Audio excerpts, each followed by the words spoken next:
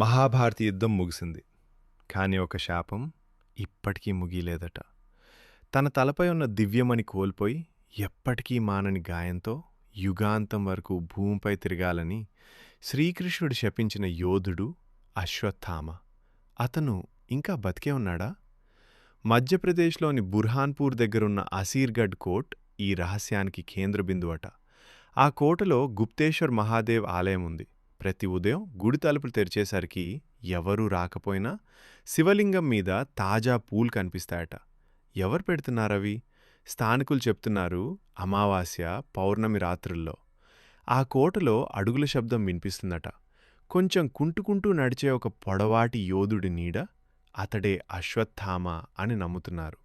ఇంకో ఆశ్చర్యం, ఆ కోటలోని 5 నీటి కుండాలు ఎప్పుడూ ఎండిపోవు. ఏ కాలమైనా, ఎంత ఎండైనా. కలియుగాంతం వరకు బ్రతికే చిరంజీవి నిజంగానే ఉన్నాడా? మీరు నమ్ముతున్నారా? కామెంట్స్లో ఓం నమః శివాయ అని టైప్ చేయండి. ఇలాంటి మరిన్ని పురాణ రహస్యాల కోసం దేవ్ ఐక్యం ఛానల్ను ఇప్పుడే సబ్స్క్రైబ్ చేసుకోండి.